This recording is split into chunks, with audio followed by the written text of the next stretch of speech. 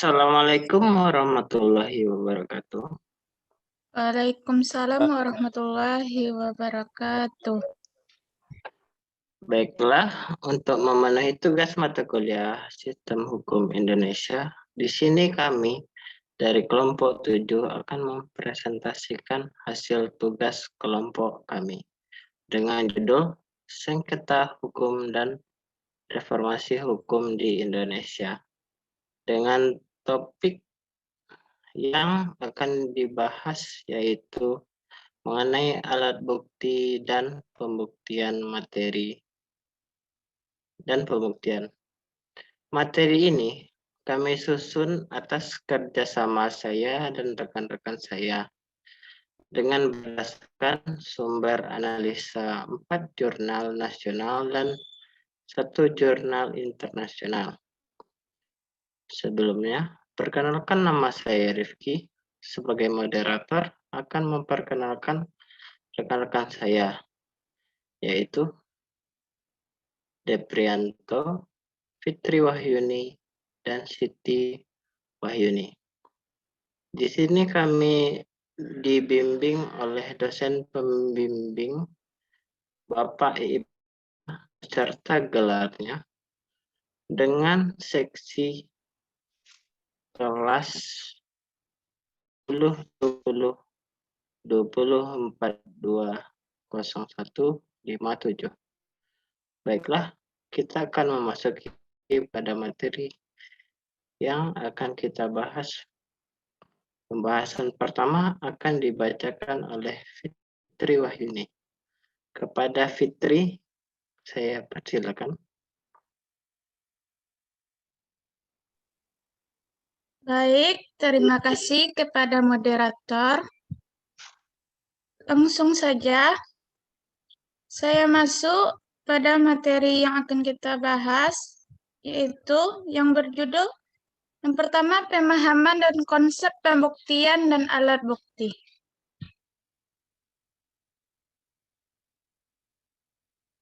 Yang pertama, pengertian pembuktian dan alat bukti. Pembuktian merupakan penyajian alat-alat bukti yang sah menurut hukum oleh hakim yang memeriksa suatu perkara, guna memberikan kepastian tentang kebenaran peristiwa yang dikemukakan. Dalam hal ini, jaksa penuntut umum berkewajiban untuk membuktikan peristiwa-peristiwa yang dikemukakan dengan mengajukan alat bukti di muka persidangan untuk dinilai kebenarannya oleh majelis hakim. Pendapat para ahli mengenai pembuktian. Yang pertama, menurut Martiman Projo Hamidjojo, mengemukakan bahwa pembuktian mengandung maksud dan usaha untuk menyatakan kebenaran atas sesuatu peristiwa sehingga dapat diterima akal terhadap kebenaran peristiwa tersebut. Selanjutnya, menurut Darwin Prince, berpendapat bahwa pembuktian adalah pembuktian bahwa benar suatu peristiwa pidana telah terjadi dan terdakwalah yang bersalah melakukannya, sehingga harus mempertanggungjawabkannya.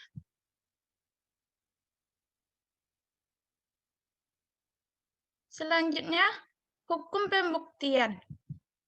Hukum pembuktian adalah hukum yang mengatur tentang tata cara untuk menetapkan terbuktinya fakta yang menjadi dasar hukum dari pertimbangan dalam menjatuhkan suatu putusan.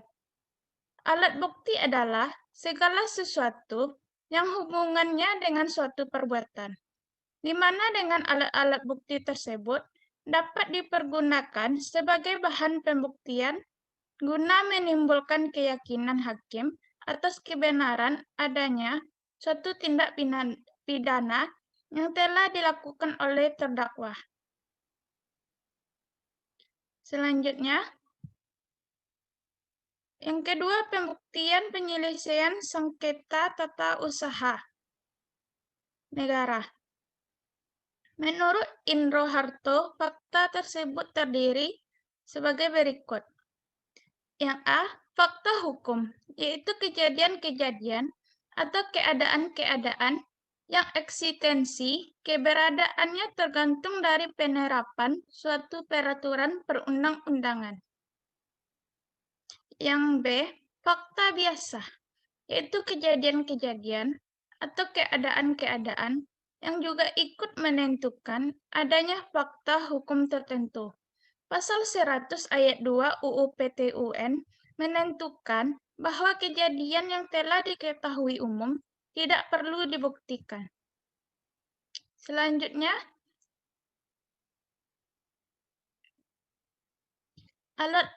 yang ketiga, alat-alat bukti dalam penyelesaian sengketa tata usaha negara. Yang A, surat atau tulisan.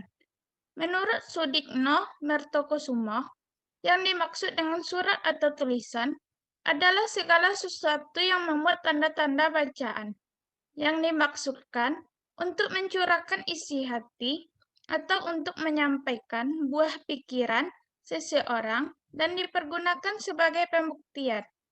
Yang B, keterangan ahli. Alat bukti ini diatur dalam pasal 102 Undang-Undang Nomor 5 Tahun 1986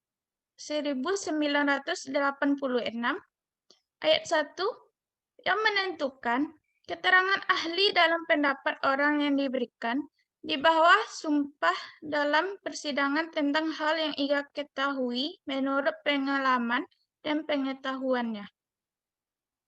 Ayat 2, seseorang tidak boleh didengar sebagai saksi berdasarkan pasal 88, tidak boleh memberikan keterangan ahli.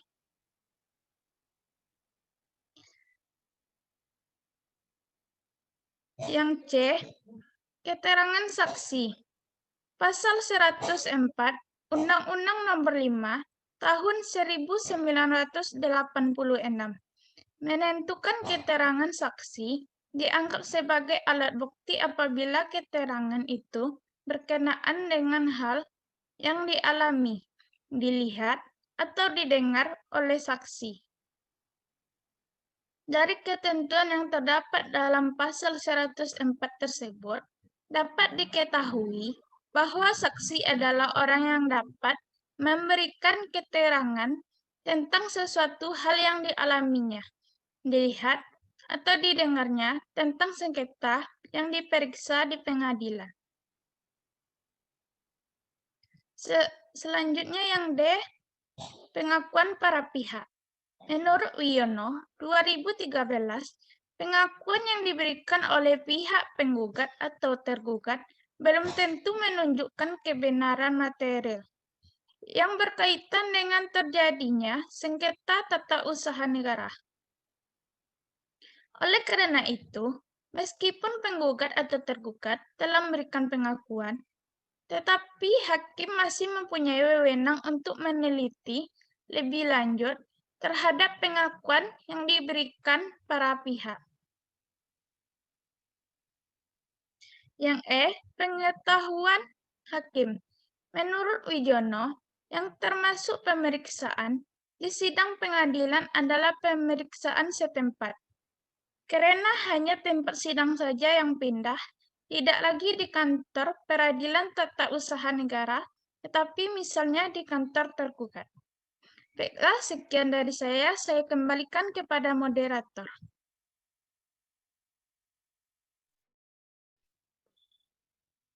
Baiklah. Materi selanjutnya akan dibacakan oleh Siti Wahyuni. Kepada Siti, saya persilakan. Baiklah, langsung saja. Materi selanjutnya, pembuktian penyelesaian sengketa perkara perdata. Dalam kaidah hukum yang ditentukan itu, setiap orang diharuskan untuk bertingkah laku sedemikian rupa, sehingga kepentingan anggota masyarakat lainnya akan terjaga dan dilindungi oleh dan dilindungi, dan apabila kaidah hukum tersebut dilanggar, maka kepada yang bersangkutan akan dikenakan sanksi atau hukuman. Hukum acara perdata juga disebut hukum perdata formil, yaitu mengatur cara bagaimana melaksanakan hak-hak dan kewajiban-kewajiban perdata sebagaimana yang diatur dalam hukum perdata material. Selanjutnya, alat-alat bukti yang dalam penyelesaian perkara perdata. A. Bukti tertulis atau surat. Alat bukti tertulis yang berisi keterangan tentang suatu peristiwa, keadaan, atau hal-hal tertentu. Dalam hukum acara perdata dikenal beberapa macam alat bukti tertulis, di antaranya yaitu surat dan akta. B. Alat bukti kesaksian. Alat bukti kesaksian diatur dalam pasal 139 sampai 152, 168 sampai 172 HIR, dan 1902 sampai 1912 BW. Kesaksian adalah kepastian yang diberikan kepada hakim di persidangan tentang peristiwa yang dipersengketakan dengan jalan pemberitahuan secara lisan dan pribadi oleh orang-orang yang bukan salah satu pihak dalam perkara yang dipanggil dalam persidangan. Yang C. Alat bukti persangkaan. Persangkaan adalah kesimpulan yang oleh undang-undang atau oleh hakim ditarik dari suatu peristiwa yang diketahui umum ke arah suatu peristiwa yang tidak diketahui umum. Pasal 1915 KUH Perdata. D. Alat bukti pengakuan. Pengakuan atau Bekentenis Confession diatur dalam HIR pasal 174 sampai 176 dan KUH Perdata pasal 1923 sampai 1928. Pengakuan merupakan sebuah keterangan sepihak karenanya tidak diperlukan persetujuan dari pihak lawan.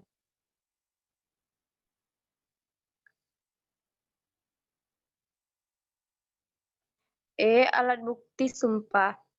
Sumpah sebagai alat bukti ialah suatu keterangan atau pernyataan yang dikuatkan atas nama Tuhan dengan tujuan agar orang yang memberi keterangan tersebut takut akan murka Tuhan bila mana ia berbohong. Sumpah tersebut diikrarkan dengan lisan, diucapkan di muka hakim dalam persidangan, dilaksanakan di hadapan pihak lawan dikarenakan tidak adanya alat bukti lain.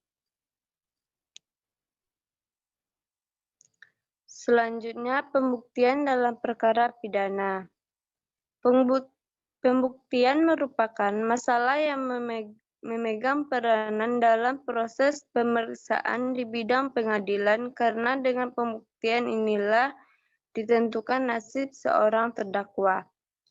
Pembuktian ditinjau dari hukum acara pidana yang antara lain berarti kesatuan yang membatasi sidang pengadilan dalam usahanya mencari kebenaran baik hakim, penuntut umum, penasihat hukum, maupun terdakwa. Masing-masing terikat pada ketentuan tata cara dan penilaian atas bukti yang ditentukan undang-undang dan tidak boleh bertindak leluasa dengan caranya sendiri dalam penilaian pembuktian. Selanjutnya, alat-alat bukti dalam penyelesaian perkara pidana. Dalam pasal 184 ayat 1 KUHP telah ditentukan secara limitatif alat bukti yang sah menurut undang-undang. Di luar alat bukti itu tidak dibenarkan dipergunakan untuk membuktikan kesalahan terdakwa. Mereka tidak leluasa mempergunakan alat bukti yang dikehendakinya di luar. Alat bukti yang ditentukan pasal 184 ayat 1 yang dinilai sebagai alat bukti dan yang dibenarkan mempunyai kekuatan pembuktian. Hanya terbatas kepada alat-alat bukti itu saja. Pembuktian dengan alat bukti di luar jenis alat bukti yang tersebut pada pasal 184 ayat 1 tidak mempunyai nilai serta tidak mempunyai kekuatan pembuktian yang mengikat.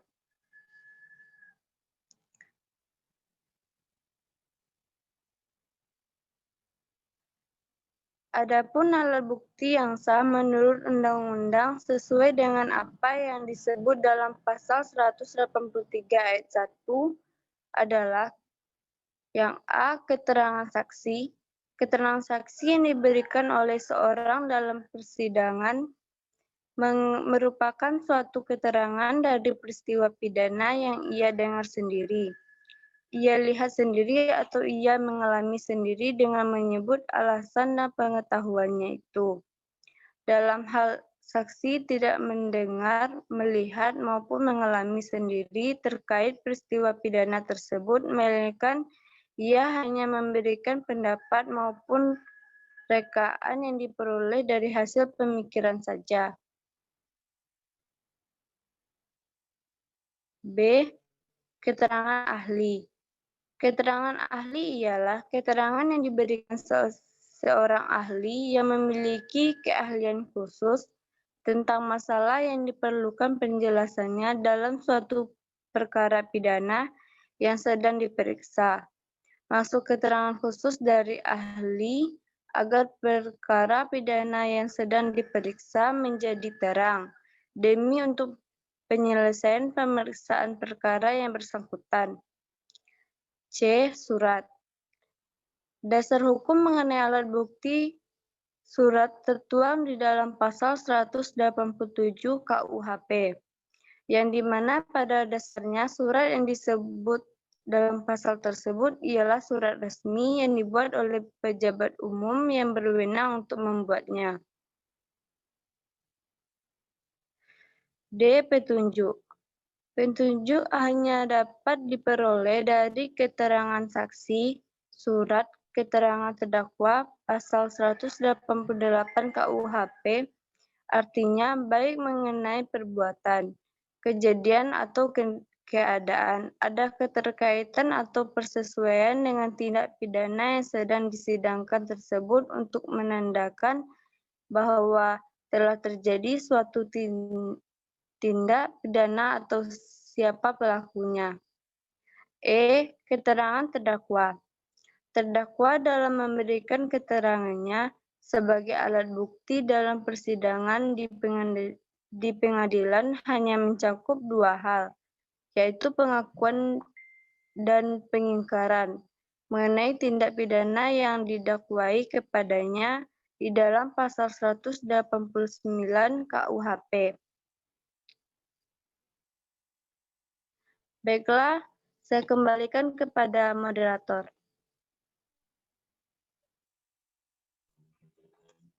Baiklah, terima kasih kepada Siti Wahyuni.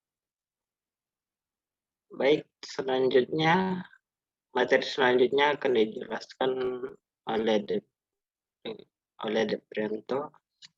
Kepada Deprianto.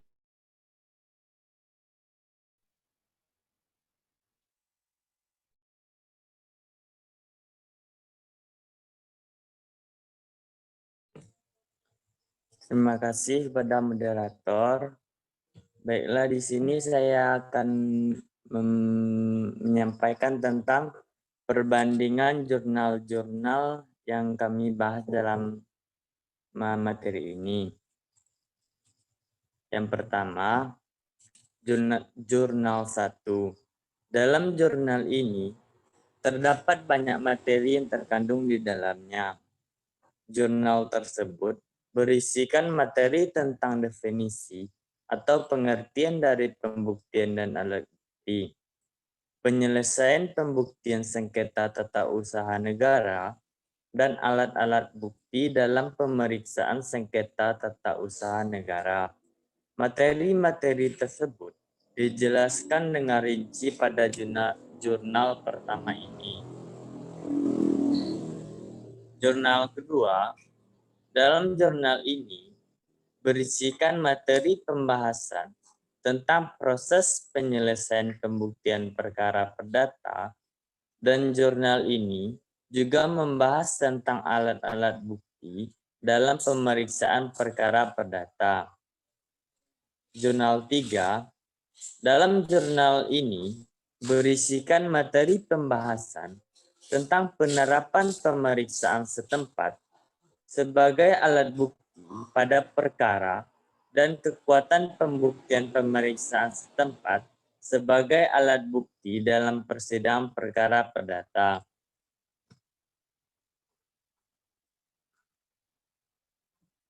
Yang keempat, jurnal 4. Pada jurnal ini berisikan materi tentang pengertian pembuktian dan alat bukti dalam perkara pidana, penyelesaian pembuktian perkara pidana, serta alat-alat bukti yang dibutuhkan dalam pembuktian perkara pidana.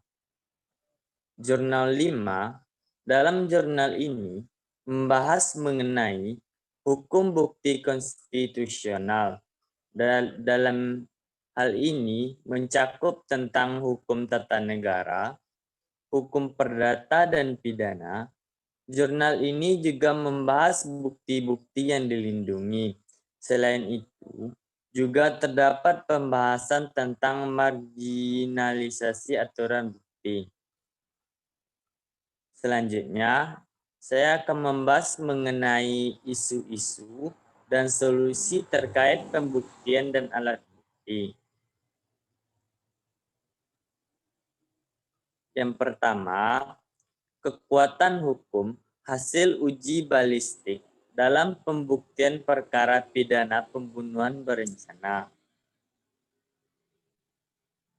Peranan uji balistik dalam pembuktian tindak pidana pembunuhan dengan menggunakan senjata api, yaitu membuat terang perkara pembunuhan, yakni penyidik mendatangkan ahli yang diperlukan dalam hubungannya dengan pemeriksaan perkara sesuai dalam pasal 120 KUHP dan pasal 133 KUHP. Kemudian peranan yang kedua adalah memberi alat bukti yang sah pada persidangan dengan bantuan laboratorium forensik akan memberikan gambaran mengenai hubungan kausalitas antara korban dan pelaku kejahatan dengan mengetahui laporan dalam pemeriksaan forensik. Solusi dari isu ini yaitu hendaknya ada pengaturan secara khusus mengenai jenis-jenis alat bukti yang baru yang belum diatur dalam pasal 184 KUHP. Mengingat perkembangan masyarakat dan teknologi yang sangat pesat dan dinamis, sehingga dapat memungkinkan timbulnya jenis-jenis tindak pidana yang memanfaatkan teknologi yang canggih dengan modus-modus baru. Hakim hendaknya lebih cermat, tepat, adil, dan bijaksana dalam memberikan putusan berdasarkan alat-alat bukti dan barang bukti yang dihadirkan di persidangan.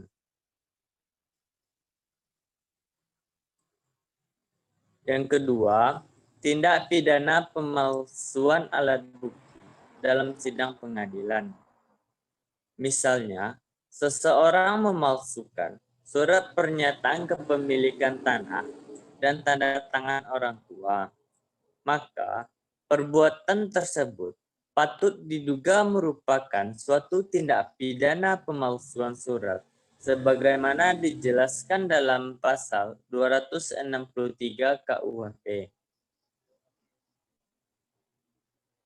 Solusinya, pada dasarnya, pihak kepolisian dapat melakukan penyidikan terhadap dugaan tindak pidana pemalsuan surat tersebut apabila terdapat bukti permulaan yang cukup. Selanjutnya, untuk dapat mengetahui keaslian tanda tangan dalam surat pernyataan kepemilikan tanah yang dimaksud, perlu dilakukan pengujian di laboratorium forensik kriminalistik di kepolisian daerah setempat. Adapun dokumen palsu yang diuji tersebut dapat berupa dokumen asli maupun fotokopi. Baiklah, kembali ke moderator.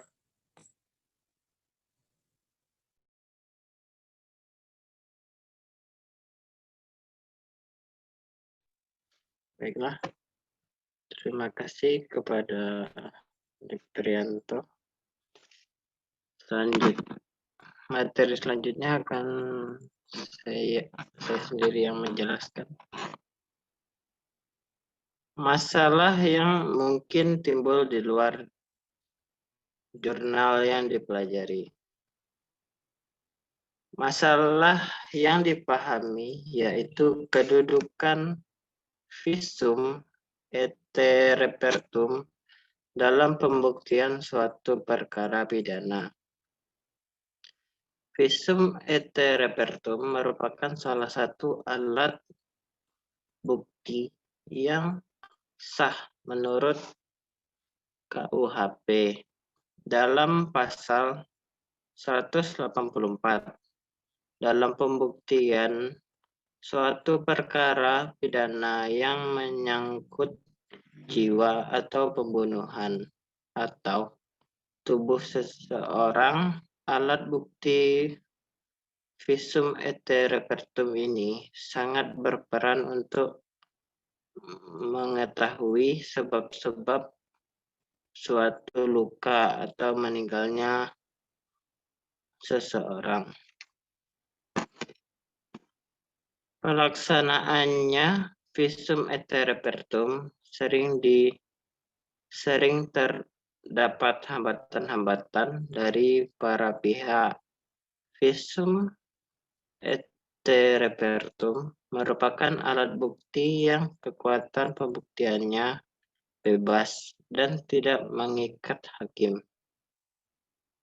Dalam pembuatannya terdapat berbagai macam hambatan, yakni dari pihak penyidik seperti keterlambatan permintaan visum et repertum dari pihak dokter karena kesibukan tugas dokter dan lainnya. Namun, macam-macam alat bukti dalam pemeriksaan perkara pidana, yaitu alat bukti yang sah menurut undang-undang, tidak terdapat keterangan tentang penggunaan visum et repertum. Alat-alat bukti yang sah sesuai dengan apa yang disebut dalam pasal 183 ayat 1 hanya memuat keterangan saksi, keterangan ahli, surat, petunjuk, dan keterangan terdakwa. Rekomendasi terkait masalah yang mungkin timbul di luar jurnal yang dipelajari. Rekomendasi terkait permasalahan tersebut yaitu menyarankan agar para pihak yang terkait lebih memperhatikan akan akan pentingnya keberadaan dari alat bukti visum et repertum ini.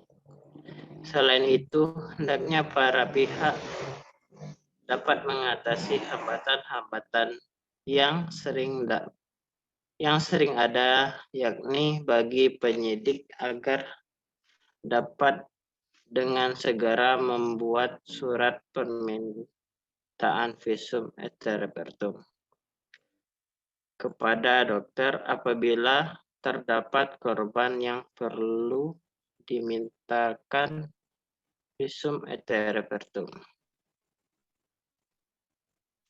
Baiklah.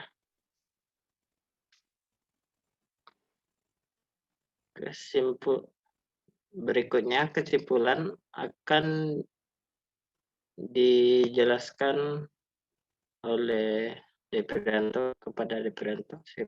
Saya persilakan. Baiklah, terima kasih kepada moderator. Di sini kami akan memberikan sedikit kesimpulan dan saran mengenai pembahasan yang kami bahas dalam pertemuan ini. Yang pertama, kesimpulan. Dalam menyelesaikan sengketa atau perkara tata usaha negara pidana, sebelum hakim menjatuhkan atau mengambil putusan untuk mencari suatu kebenaran, baik kebenaran material maupun kebenaran formil, bahwa hakim terlebih dahulu harus memeriksa alat-alat bukti yang diajukan para pihak.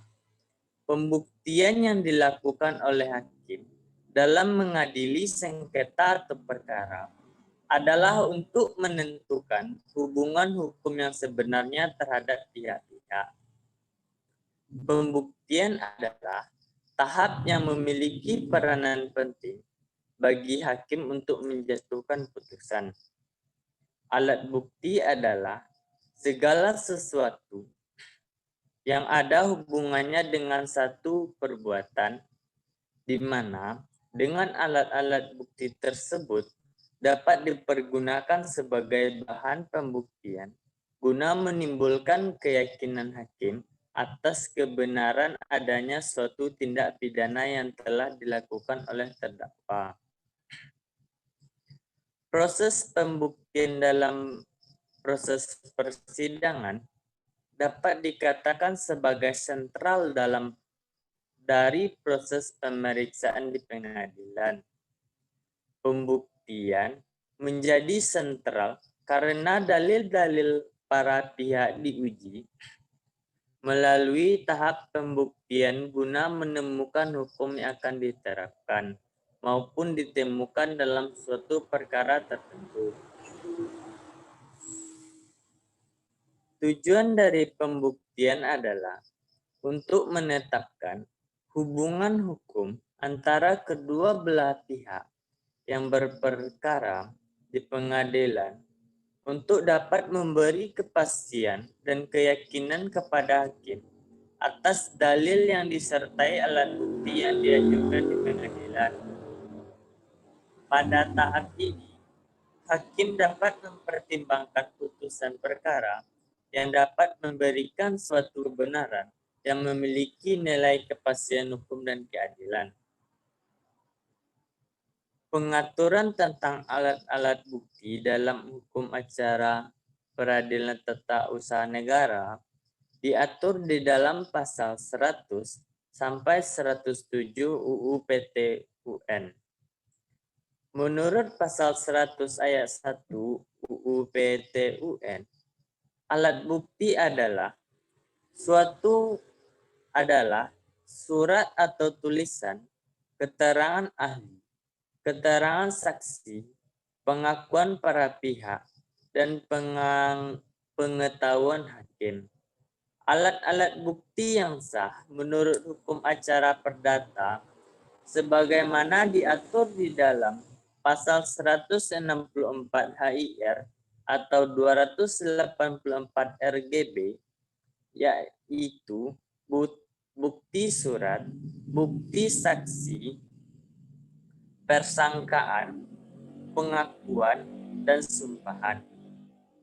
Dan alat bukti yang sah menurut undang-undang tentang alat bukti perkara pidana sesuai dengan apa yang disebut di dalam pasal 183 ayat 1 adalah keterangan saksi, keterangan ahli, surat, petunjuk, dan keterangan terdakwa. Saran dari kelompok kami terhadap permasalahan ini yaitu menyarankan agar harus adanya perluasan alat bukti yang sah dalam pembuktian, terutama dalam hukum acara pidana di Indonesia sendiri. Karena jika hanya menggunakan alat bukti yang diatur secara limitatif pada pasal 184 KUHP, maka akan terjadi kesukaran-kesukaran dalam membuktikan perkara-perkara yang sulit untuk dibuktikan atau runyam. Oleh karena itu, perlu adanya pengaturan kembali mengenai alat bukti pada pasal 184 KUHP. Baiklah, kembali lagi kepada moderator. Baik, terima kasih kepada Deprianto. Baiklah, sampai di sini materi yang kita bahas. Dan terima kasih kepada rekan-rekan saya atas kerjasamanya. Semoga materi yang kami sampaikan dapat bermanfaat dan dimengerti dengan baik. Atas segala kurang saya dan rekan-rekan saya meminta maaf. Assalamualaikum warahmatullahi wabarakatuh. Waalaikumsalam warahmatullahi Waalaikumsalam warahmatullahi wabarakatuh.